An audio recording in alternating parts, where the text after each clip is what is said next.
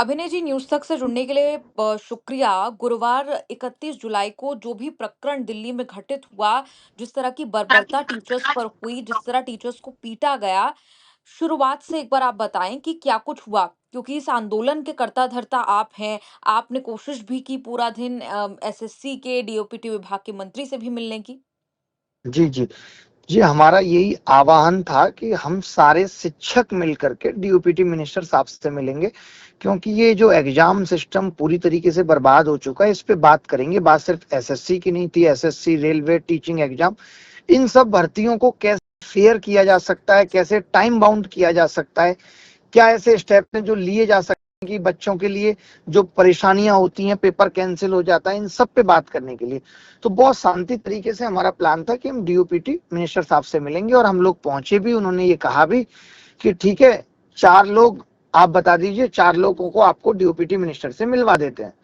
उसके बाद अचानक क्या हुआ कि अचानक पुलिस आ गई। पुलिस आके सबको उठा उठा के ले जाने लगी, जिसमें से मैक्सिमम शिक्षकों को डिटेन कर लिया गया और उनको रात तक बिठा के रखा गया। तो बच्चे भी पहुंच चुके थे। जब बच्चों को पता था कि हमारे शिक्षकों के साथ इतना खराब हो रहा है, तो बच्चे भी आने शुरू हो गए। फिर हम लोगों को इन्होंने ही कहा, डीओपीटी वालों ने, कि आप जंतर मंतर पे जाके बैठिए। हम लोग जंतर मंतर पे जाके बैठे, शाम 6:30 बजे तक बैठे रहे, और इन्होंने ये हमें आश्वासन दिया कि हम 2 दिन के अंदर आपको डीओपीटी मिनिस्टर साहब से मिलवाएंगे। तो अभी तो ऐसी जी। कोई अपडेट नहीं है। एसएससी वालों ने पहले कहा कि हम आपको चेयरमैन से मिलवा रहे हैं, लेकिन वहां पे ले जाके फिर हमें एक डायरेक्टर साहब हैं, उनसे मिलवाया गया, जहां से कोई भी सेटिस्फैक्टरी आंसर नहीं मिला। क्या बातचीत हुई वहाँ पर? जैसे मैं आपको बताता हूँ कि हमने कहा कि जी 25 तारीख को 24 तारीख वाला पेपर 70% रिपीट आ गया था। ये एक बड़ी बात थी कि हुँ। एज इट इज पेपर का रिपीट आ जाना। तो इस पे वो हंस के कहते हैं कि ये तो बहुत अच्छी बात हुई।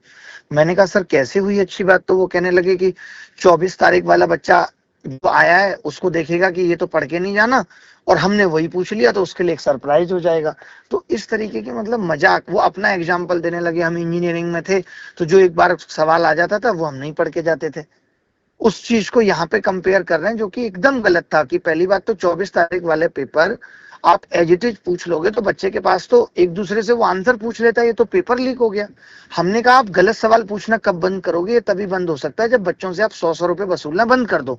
तो उन्होंने कहा कि जी बच्चे फिर सही सवाल को भी गलत बताने लगते हैं। तो मैंने कहा कोई बात नहीं, आप 100 रुपए लो, लेकिन अगर आपको लगता है कि बच्चे ने गलत सवाल को ही गलत बताया, तो उसका पैसा रिफंड कर दो। तो वो कहते हैं कि आप कैसी बातें कर रहे हो, पैसा मेरी जेब में नहीं जाता, ये तो सरकार के पास जाता है, उसी से तो रोड बन रही है। सोचिए, आज रोड बनाने के लिए भारत में कमीशंस को गलत सवाल पूछने पड़ रहे हैं, तब जाके रोड बन पा रही हैं। इसका मतलब टैक्स वसूली में तो सरकार विफल है, जिसके लिए सरकार को गलत सवाल पूछ के रेवेन्यू इकट्ठा करना पड़ रहा है।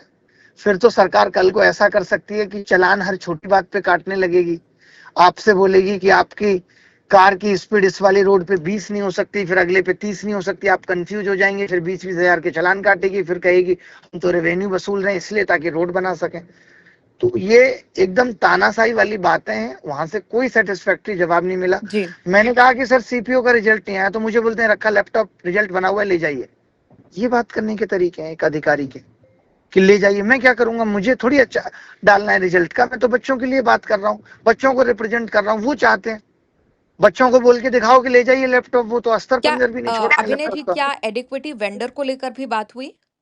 एडीडीटी वेंडर को लेकर भी बात हुई, जिसपे उनका कहना है कि 50-60 हजार लोगों का पेपर खराब भी हो गया, तो इतनी बड़ी बात नहीं है।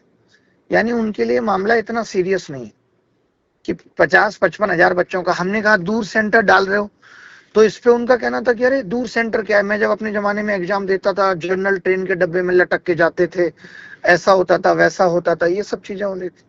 जी, अभिनय जी, 2-3 चीज़ें जो सोशल मीडिया पर बहुत ज़्यादा चल रही हैं। एक वो वीडियो जिसमें पुलिस के एक अधिकारी के साथ आपका फेस ऑफ होता है, कन्फ्रंटेशन होता है।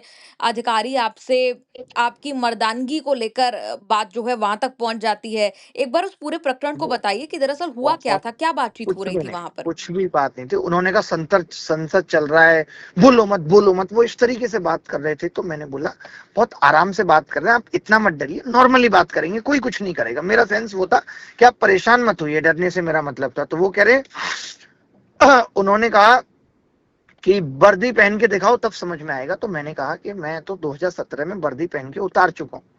फिर वो बोलने लगे कि वर्दी में रहने के लिए मर्द होना चाहिए आदमी को, इस तरीके की बातें बोलने लगे। तो उन सब बातों का कोई सेंस नहीं था। खैर मैं इसको इतना गलत नहीं माना मैंने, आप देखेंगे वीडियो में। तो मैंने हंसते हुए उस बात का जवाब दिया, क्योंकि इतने सारे शिक्षक थे तो पुलिस के ऊपर भी एक प्रेशर होता है उस केस में। हो सकता है उनके मुंह से ये बात गलत तरीके से निकल गई और बाद में उनको भी अफसोस हो। तो इस बात को मुझे ऐसा लगता है कि उतना हमें नहीं सोचना चाहिए, क्योंकि जी। वो भी जिस पद पे, ऐसा नहीं है हर बात आदमी सोच समझ के ही बोलता है, गलत हो सकते हैं। हम लोग टीचर्स हैं, हमें आदत है कब कितना कहाँ कैसे बोलना है। पुलिस को उतनी आदत नहीं होती। तो उस चीज के लिए मैंने तो इस बात का बिल्कुल भी बुरा नहीं माना था। जी, अभिनय जी, एक और बात, जब इस कन्फ्रंटेशन के बाद राकेश यादव जी को या नीतू मैम को पुलिस की तरफ से खदेड़ा जाता है, डिटेन कर लिया जाता है, उस दौरान और टीचर्स जो हैं वो तितर-बितर हो गए, कई टीचर्स को पर लाठीचार्ज या फिर मारपीट तक की का आरोप जो हैं वो लगे। इस दौरान आप कहाँ थे? क्योंकि कन्फ्रंटेशन के बाद सीन से आउट होते आप आप नज़र आए। देखिए, मैं सबसे आगे था और उसके बाद में सीधे सीधे चल के ही पीछे की तरफ आया हूँ कि ठीक है, अगर आपको लगता है कि हमें यहाँ नहीं रुकना चाहिए तो हम जंतर मंतर चलते हैं। इतनी ही जी, बात हुई है। तो बहुत नॉर्मल तरीके से, क्योंकि मैंने कोई ऐसा नहीं था हमारी मांग गलत है या हम कुछ गलत कर रहे हैं। तो मैंने उनको यही कन्विंस किया कि भाई कुछ लोग तो रहेंगे, जो बच्चों को कौन प्रोटेक्ट करेगा, बच्चों की आवाज कौन बनेगा। तो ये बात हुई है। और वो जब ऐसा होता है कि 500-600 लोग आंदोलन करते हैं तो पुलिस का टारगेट होता है कि 40-50 लोगों को डिटेन करके रख हुँ। लीजिए, एक डर पैदा कर सकें। तो वो पुलिस का पर्पज था बेसिकली। जी, जी, सवाल सिर्फ़ मेरा यही था कि कैसे आप पुलिस से उस वक़्त बच निकले? क्योंकि तमाम टीचर्स को डिटेन कर लिया गया, पूरा दिन उन्हें घुमाया गया, उस दौरान कैसे आप बचकर वहाँ से निकले? बहुत सारे बच्चे थे साथ में, बच्चे थे, लोग थे जो वहां से ले गए कि नहीं नहीं नहीं, चलते हैं ठीक है, हम बात बाद में करेंगे। और रहना जरूरी भी था, किसी ना किसी को तो बचना भी था। अगर मैं शायद नहीं बचता, पूरे दिन जो आवाजें उठती रही वो शायद नहीं उठ पाती, बहुत मुश्किल हो जाता, क्योंकि मैक्सिमम टीचर डिटेन हो गए थे। तो ये एक अच्छी चीज रही हम सबके लिए। वहां मेरी जगह कोई और भी हो सकता था, ऐसा नहीं है, या मैं उन लोगों की जगह हो सकता था। जी, अभिनय जी, अब आगे की रणनीति क्या है? क्या करेंगे? मुलाकात कल संभव हो नहीं पाई, और जो मुलाकात जैसी हुई उससे आप सैटिस्फाइड नहीं हैं? जी जी जी, कोशिश यही है कि एसएससी हो या डीओपीटी हो, क्योंकि एसएससी का कहना है एडिक्यूटी वाले मामले में कि ये गवर्नमेंट का मामला है। और शिक्षक जिस तरीके से अड़े हुए हैं कि भाई एडिक्यूटी पे इतने आरोप हैं और ये वेंडर एग्जाम ठीक तरीके से नहीं करा पाएगा, और जिसमें कोई दो राय भी नहीं है कि एकदम नहीं करा पाएगा ठीक तरीके से। तो हम लोगों का टारगेट तो यही है कि इस तरीके के वेंडर्स को हटाया जाए, क्योंकि ऐसा नहीं हो सकता देश में कि सिर्फ इस आधार पे कि वो सस्ते एग्जाम करा रहे, आप किसी भी वेंडर से एग्जाम करा लेंगे। जी, अभिनय जी, क्या सांसदों को या फिर पॉलिटिकल पार्टीज़ को भी अप्रोच किया जा रहा है टीचर्स की तरफ से? नहीं नहीं, टीचर्स बिल्कुल नहीं करते। आपने मेरा लास्ट भाषण नहीं जी। सुना होगा। हमने तो कहा, देखिए आज हमें आवाज उठाने की जरूरत सिर्फ इसीलिए पड़ रही है कि विपक्ष कमजोर हो गया है। विपक्ष को ठीक तरीके से आवाज उठानी नहीं आ रही है आज, इसीलिए टीचर्स को आवाज उठानी पड़ रही है। वो होते हैं जो सरकार चुनते हैं और कुछ लोग होते हैं जो विपक्ष चुनते हैं। तो विपक्ष की ये जिम्मेदारी होती है कि जब भी गलत होगा तो वो आवाज उठाएंगे। तो आज विपक्ष भी सरकार की तरह मूक बना हुआ है। वो भी आवाज को दमदार तरीके से नहीं उठाता है, बस हल्की चर्चाएं कर दी, 2-3 ट्वीट कर दिए।